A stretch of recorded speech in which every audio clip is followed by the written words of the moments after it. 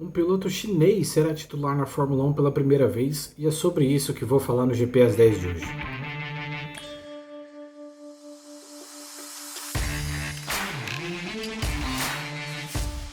Fala galera ligada no Grande Prêmio, tudo bem com vocês? Aqui quem fala é o Gabriel e bem-vindos a mais uma edição do GP às 10. No vídeo de hoje, um tema aí de uma certa forma especial, vamos falar um pouco sobre Guan Yu Zhou, o novo piloto da Fórmula 1, assinou o contrato com a Alfa Romeo para competir na temporada 2022, vai substituir aí o italiano Antonio Giovinazzi, que ocupou a vaga nos últimos 3 anos, se torna o primeiro piloto chinês a ser titular na Fórmula 1, com certeza é um marco muito importante para o automobilismo asiático, e eu venho aqui falar um pouco sobre o piloto em si, o que ele já fez e o que a gente pode esperar dele na maior categoria de automobilismo do mundo. Vou pedir, é claro, para que você curta esse vídeo, se inscreva no nosso canal, também ative as nossas notificações nos nossos dois canais, porque, é claro, sempre tem conteúdo do melhor aqui para você.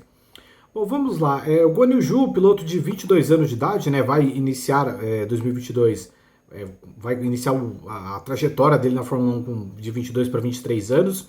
É um cara que teve uma trajetória interessante no kart, né? Ele saiu muito cedo da China, ele começou no kart com 8 anos, saiu muito cedo da China para a Inglaterra para poder competir.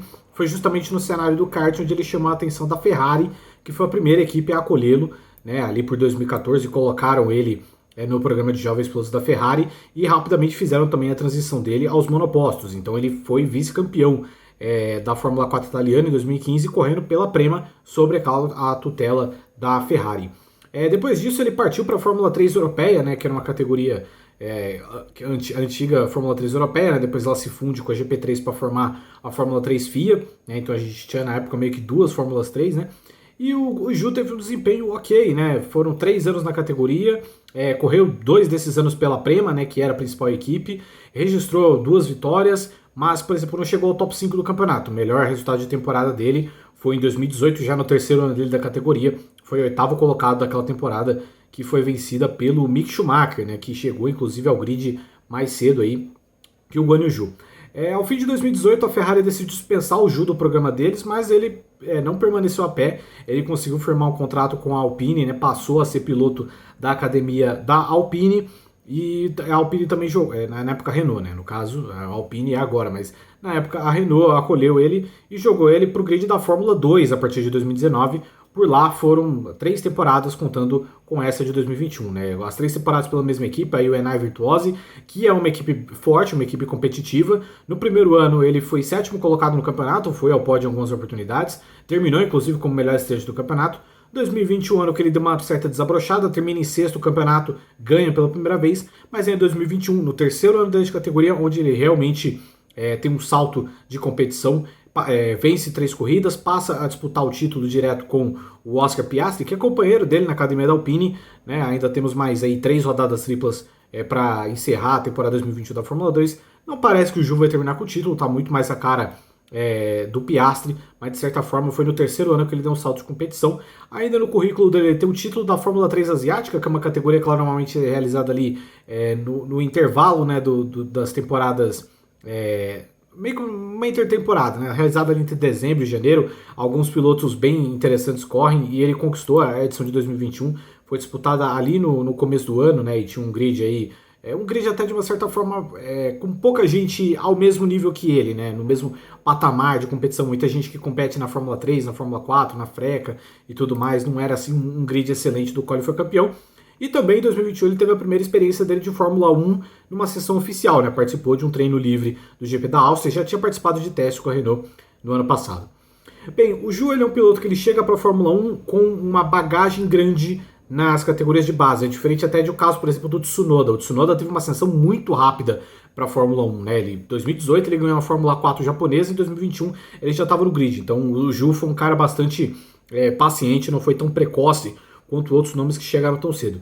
Mas ao mesmo tempo é um cara que chega com bastante experiência acumulada, então a expectativa é que ele já tenha um conhecimento bom o suficiente para ele não passar vergonha, mas ao mesmo tempo a gente tem que levar em conta que as classes mais favoráveis, as classes mais talentosas já subiram, né? Então, por exemplo, É um cara que ele só foi se dar bem na Fórmula 2 mesmo, a ponto de competir, brigar pelo título com um carro muito bom, na terceira temporada dele, enquanto, por exemplo, não é o caso do Oscar Piastri, né, que é o líder do campeonato, é um estreante, por mais que esteja, é claro, na primeira temporada dele no campeonato, o Oscar Piastri já tá se dando muito bem, não sentiu a adaptação e tá andando muito bem. É diferente, por exemplo, o Mick Schumacher. O Mick Schumacher também estava na Prema quando ele subiu para a Fórmula 2, mas ele precisou de um ano de adaptação para, enfim, desabrochar no segundo ano. E, enfim, o Ju ele tem uma bagagem um pouco maior, ele tem uma experiência um pouco maior, então isso é um ponto para a gente ficar prestando atenção a respeito do que ele pode fazer ou não. Como piloto, eu sempre achei o Ju um cara muito agressivo, um cara divertido de se assistir, porque ele justamente ele não mede muitas consequências das coisas que ele faz,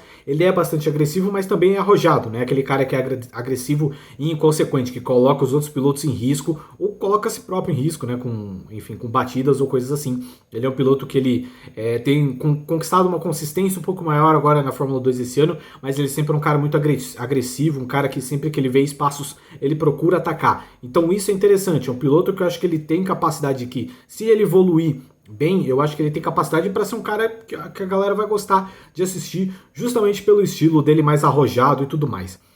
Transição para a Fórmula 1 nunca é fácil. Por exemplo, eu apostava que o Tsunoda teria uma transição boa para a Fórmula 1, não teve até aqui. Claro, vai ter um 2022 pela frente onde a gente vai realmente medir se ele está preparado para estar ali ou não, mas é uma transição complicada. E ultimamente o nível dos caras que têm chegado à Fórmula 1 tem elevado muito esse patamar e às vezes a gente não compreende de cara. Então nem todo mundo vai ser o Leclerc, que vai chegando andando muito, nem todo mundo vai ser o Norris, que vai chegando andando muito. Então esses caras estão elevando o patamar dos novatos que estão entrando. Então assim, o que a gente pode esperar do Ju? Um cara agressivo, um cara que vai tentar andar além dos limites do carro, um cara que eu acho que ele não vai fazer frente ao Bottas. O Bottas é um cara muito mais experiente, com muita mais capacidade que ele, né? Inclusive tem uma bagagem de Mercedes que é muito fundamental para ele guiar a Alfa Romeo. Mas ele é uma opção curiosa, né? Eu acho que se ele amadurecer bem, ele vai poder atingir coisas legais, no sentido de ser um cara divertido de se assistir, de que vai tentar colocar esse carro nos pontos com frequência. Por exemplo, se a gente pegar o comparativo do Antonio Giovinazzi, né, que acho que a gente sempre tende a comparar o piloto com o cara que ele está substituindo, o Giovinazzi eu acho que é um piloto quase na mesma. O Giovinazzi, inclusive, teve uma carreira nas categorias de base mais estrelada até que a do Ju, e ele não conseguiu se desenvolver, ele não conseguiu atingir mais do que ele conseguiu alcançar na Fórmula 1 até aqui. Então, sei lá, um 8º lugar é um negócio espetacular pro Giovinazzi, e acho que pro Ju vai ser a mesma coisa. Eu não acho que o Ju ele tem, por exemplo, um teto gigantesco, eu não acho que ele tem uma margem gigantesca para se tornar um dos grandes pilotos do grid. Então eu acho que ele vai meio que se equiparar com o Giovinazzi nesse aspecto. Mas é claro, é uma prévia. Talvez ele se adapte muito melhor do que eu espero. Então, né, talvez se adapte melhor que o Tsunoda, anda muito bem e calha na boca. Eu acho que isso é possível de acontecer também. Mas por enquanto eu não tenho muitas grandes expectativas a respeito do Ju. É interessante porque é um piloto muito jovem, vai fazer 23 anos agora, né?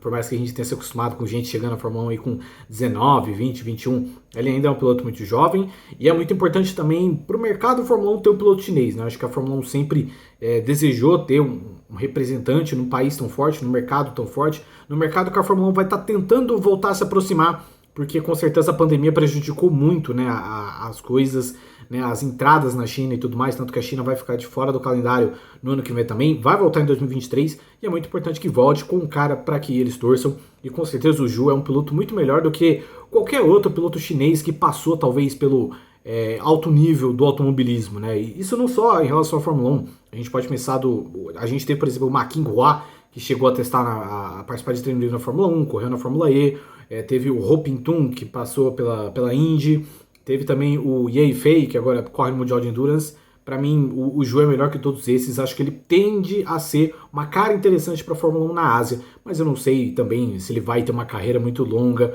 ou coisa parecida. Então é isso aí, galera. Muito obrigado pela audiência. Não se esqueça, é claro, de se inscrever no nosso canal. E muito obrigado pela audiência novamente. Até a próxima.